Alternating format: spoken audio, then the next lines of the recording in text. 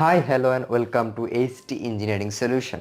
AHT engineering সলিউশনের আমাদের যে ধারাবাহিক যে PGCB বিগত সালের কোশ্চেন সলভ এবং আসার মতো প্রবাবিলিটি কিছু কোশ্চেনের যে ক্লাস এবং কিছু জটিল টাইপের কিছু কোশ্চেন আমরা দেখার চেষ্টা করছিলাম, তারই ভিতরে এই একটা কোশ্চেন। এই কোশ্চেনটা হচ্ছে 2 ওয়াট মিটার। আপনারা অনেকেই বলেছেন বা 2 watt metre 3 watt metre connection আমরা একটু বুঝতে চাই এবং 2 ওয়াট মিটার 3 ওয়াট মিটার কিছু ম্যাথ। তা আমরা দেখলাম যে এই ভিডিওটার মাধ্যমে আমরা কানেকশন এবং ম্যাথ দুইটা জিনিসই আমরা উপস্থাপন করতে পারবো।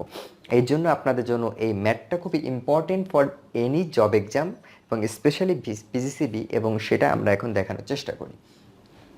আমরা জানি 3 ফেজ বা পলিফেজ। 3 ফেজের হচ্ছে দুইটা কানেক্টেড, একটা হচ্ছে কি স্টার কানেক্টেড আর একটা হচ্ছে ডেল্টা কানেক্টেড। এটা হচ্ছে আমাদের একটা ডেল্টা কানেক্টেড ম্যাথ।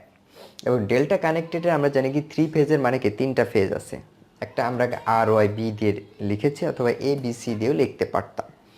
এখন একটা ডেল্টা কানেক্টেড লোডে আমরা এই যে বি যে ওয়্যারটা, বি যে ফেজটা, এই ফেজটাকে আমরা হচ্ছে রেফারেন্স ধরছি।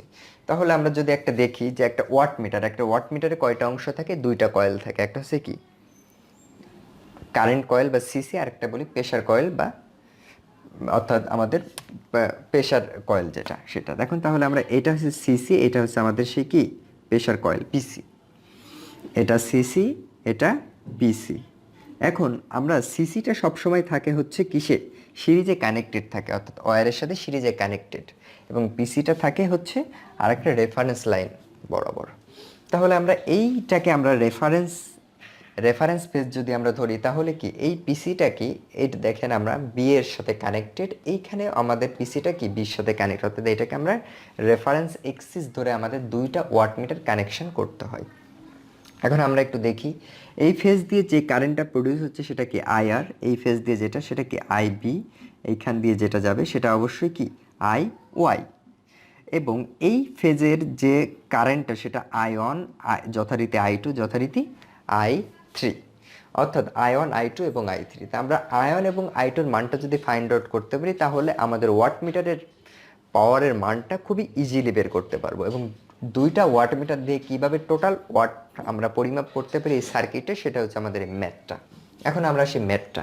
For a 3 phase AC circuit shown below, the calculate the sum of the total reading of 2 watt metre, অর্থাৎ দুইটা ওয়াট মিটারের টোটাল রিডিংটা কত, এবং when the phase is 2 neutral wire voltage is, অর্থাৎ আমাদের ফেজ ভোল্টেজ যেটা দেওয়া সেটা হচ্ছে 220 ভোল্ট বা 200 ভোল্ট, অর্থাৎ 200 volt, and is impedance 500 ohm.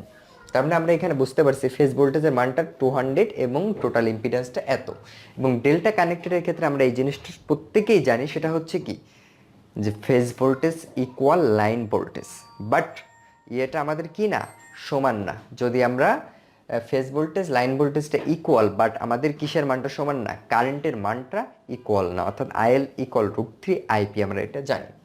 এখন আমরা যে গিভেন ডেটাগুলো দেওয়া তার ভিতর থেকে আমরা একটু ভোল্টেজগুলো লেখার চেষ্টা করি। VRY, অর্থাৎ রেড এবং ইয়েলো, অর্থাৎ আর এবং ওয়াই এই দুইটা ফেজের মধ্যে আমাদের ভোল্টেজটা অ্যাঙ্গেলটা আমরা ধরে নিচ্ছি 0। তাহলে তারপরে যদি যাই, আমরা যদি রিভার্সে যাই অর্থাৎ YB, তাহলে -120, এটা +120 দিলেও অসুবিধা হতো না। এরপরে নেক্সট যদি দেওয়ার চেষ্টা করি যে বি এবং আর এর মধ্যবর্তী ভোল্টেজটা কত। নেক্সট আমাদের হচ্ছে IR, অর্থাৎ আমরা যদি এই ফেজের যদি কারেন্টটা ফাইন্ড আউট করতে চাই, তাহলে আমাদের কি করতে হবে? VRY, অবভিয়াসলি কি এই দুইটা ফেজের মধ্যবর্তী ভোল্টেজ ডিভাইডেড বাই আমাদের কি টোটাল ইম্পিডেন্সের মানটা যেহেতু আমাদের এখানে দেওয়া ছিল, তাহলে VRY এখানে মানটা আমাদের কত ছিল?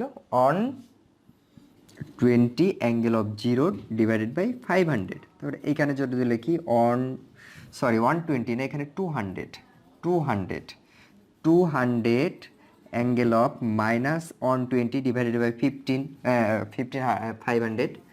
তারপরে এখানে যদি করি 220 -240 ডিভাইডেড বাই 500, তাহলে আমাদের কি দাঁড়াচ্ছে? অর্থাৎ IR আমরা পেয়ে যাচ্ছি, IY পেয়ে যাচ্ছি, IB পেয়ে যাচ্ছি। তাহলে এখন আমরা একটু লক্ষ্য করি I1 এর মানটা যদি আমরা এখানে ক্যালকুলেশন করতে চাই, I1 এর মানটা, তাহলে আমাদের কি করতে হবে? অবভিয়াসলি IR থেকে, অর্থাৎ এই আর আই আর থেকে যদি আমরা আই বিটা বাদ দিই, অর্থাৎ আই বিটা যদি আমরা বাদ দিই তাহলে তো আমাদের হয়ে যাচ্ছে, অর্থাৎ আইআর থেকে যদি আইবিটা বাদ দিই তাহলে তো আমরা আয়নটা পাবো। কেন? আইআর হচ্ছে আমাদের টোটাল সাপ্লাই হচ্ছে এবং যাচ্ছে দুইটা দিকে, এদিকে যাচ্ছে এদিকে যাচ্ছে, তো আমরা এটা বের করতে চাইলে এটা থেকে এটা বাদ দিয়ে দিলেই তো হয়ে যাচ্ছে।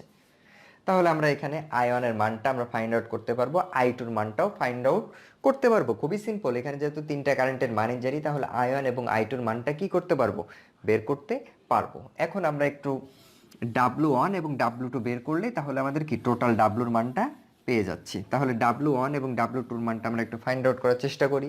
তাহলে total W equal W1 plus W2।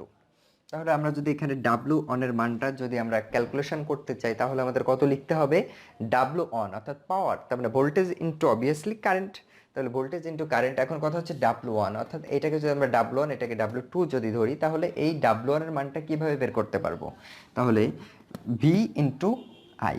তাহলে ভোল্টেজটা কত নিব, এখানে যেহেতু এটা এসি সার্কিট তার মানে অ্যাঙ্গেল সহ নিতে হবে, তাহলে এখানে কত হচ্ছে আমাদের W1 অর্থাৎ আমরা ভোল্টেজের মানটা কত ছিল 200 অ্যাঙ্গেল অফ W1 এর ক্ষেত্রে আমাদের ভোল্টেজ অ্যাঙ্গেলটা কত হবে, অবভিয়াসলি -240 কিন্তু, তা -240 ইন্টু ভোল্টেজ ইন্টু কারেন্ট। তাহলে আমাদের এইখানে কারেন্টের মানটা আইআর এর মানটা আমরা এখানে নিব, আইআর এর যে মানটা হয় প্লাস W2 এখানে 200 মাইনাস 120 ইন্টু আইআর।